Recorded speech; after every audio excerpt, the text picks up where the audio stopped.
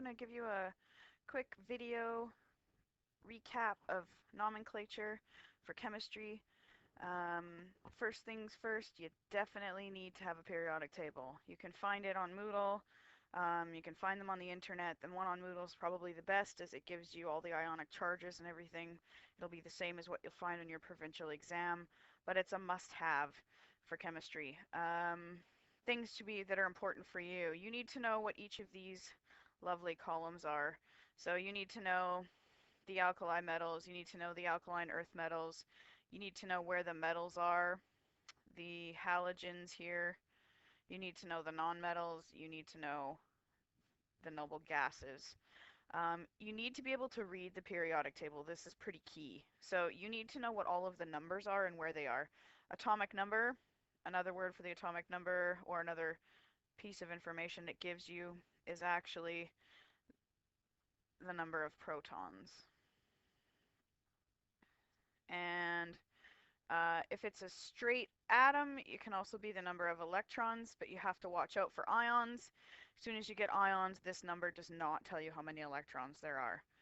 You need to have a look at where the mass is. Why is the mass important? Because it can help you figure out how many neutrons there are or protons there are if you're given either the atomic number or the number of neutrons. This particular piece is the piece you're going to probably use the most, and it's the ion charge. And it's going to give you the charge for every element you use to combine with another element.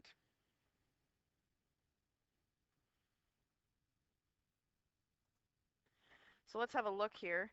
We've got some ionic compounds. Now, definition of an ionic compound is one that has a cation or a positive charge and an anion, a negative charge. And you're going to put them together. That will give you a compound that's ionic. You can find, again, those top charges, the charges in the top right-hand corner of your periodic table.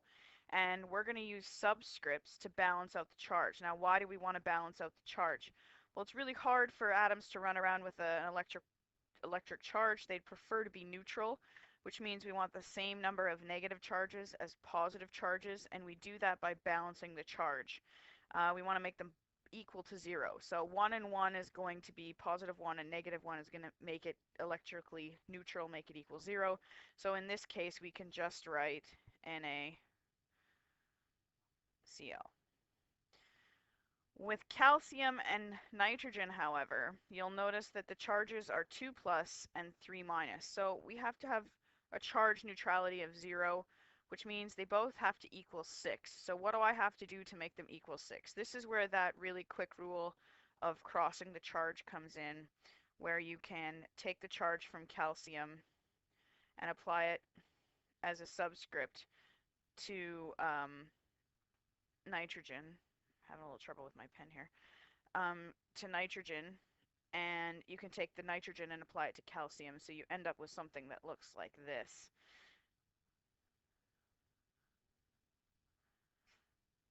And the reason that works is when you have 3 of a charge of plus 2, that gives you a charge of plus 6. And when you have 2 of a charge of minus 3, that gives you a charge of negative 6. Positive 6, negative 6 gives you neutral charge. In terms of naming these, when we name an ionic compound, you always write the cation first.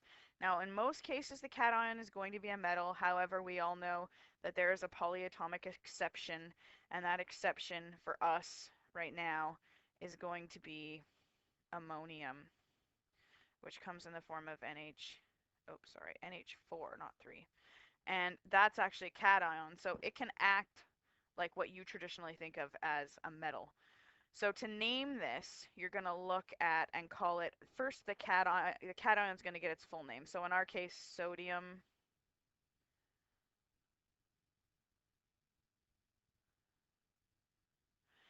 Now, the anion gets an ending, and the ending is IDE. You can see I've put the notes down here at the bottom.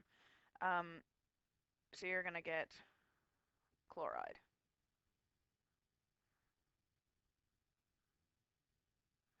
Basic rules for naming ionic compounds.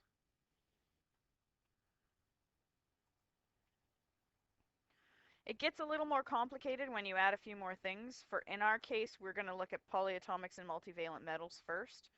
A polyatomic, you can find them listed in your data booklet. You will be giving it on a test or the provincial exam. They act as if they are an entire ion in themselves. So this -2 charge applies to the entire sulfate polyatomic, not just the oxygen, not just the sulfur, the whole thing. So we go about balancing the charge exactly the same way as we did with the original ionic compound.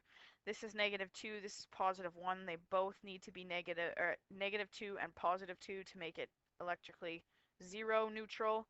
So we're going to end up with potassium 2 and sulfate. Now, the reason I don't have brackets around sulfate is because there's only one of them. You don't need brackets around polyatomic ions if there are only one of them. If there are more than one, like we're going to have in this case down here, it's a different story. This one here combines multivalent metals and polyatomics. Multivalent metals are metals you can find in the periodic table that have more than one ionic charge. They only list a few of the ionic charges possible in the periodic table. If they listed them all, it would be incredibly long.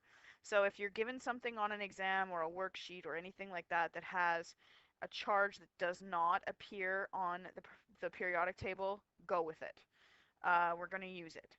So in this case, iron is iron 6, and the polyatomic phosphate has a charge of -3 if you look it up in your data booklet. We're going to balance the charge by crossing the charge. So the -3 is going to go here, and the +6 is going to go here so that they are electrically neutral. And we're going to have, if we just cross the charge, it would look like this.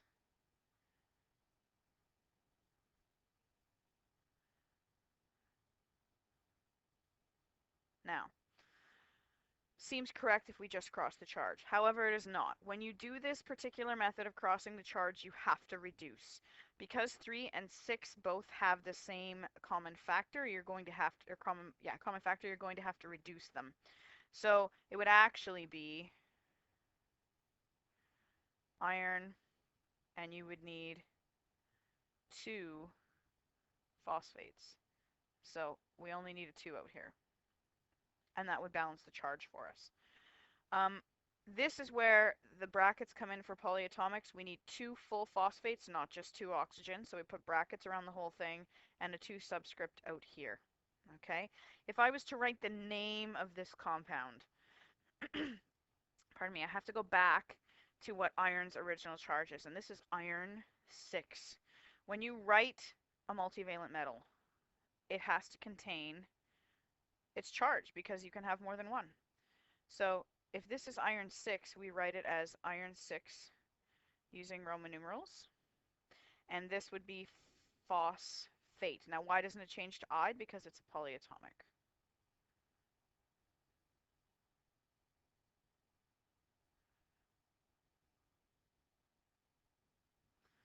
Okay? So a little more tricky, but definitely doable.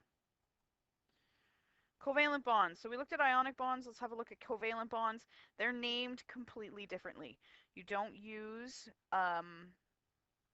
you're not balancing charge with covalent bonds. Why? Because they are a sharing bond. Instead of giving up their electrons or taking on electrons to satisfy the outer shells and create a stable octet, you're actually sharing these electrons. So part of the time they are both happy. What that does is it changes the way we name things. What we do is we look at the compound. Now I'm going to use, let's use this for example. Okay, covalent compound, how do I know? 2 metals together, or 2 nonmetals together, sorry. And when you have 2 nonmetals together, it's going to be a sharing bond, a covalent compound. How do we name it? Well, we use these prefixes. So this first element here, carbon, there's one of them. So in naming rules, you would think it would be monocarbon. It does not, however, work that way. You don't use mono, okay, for the first one. You only use it if it's found in the second element. So we're actually just going to use the word carbon.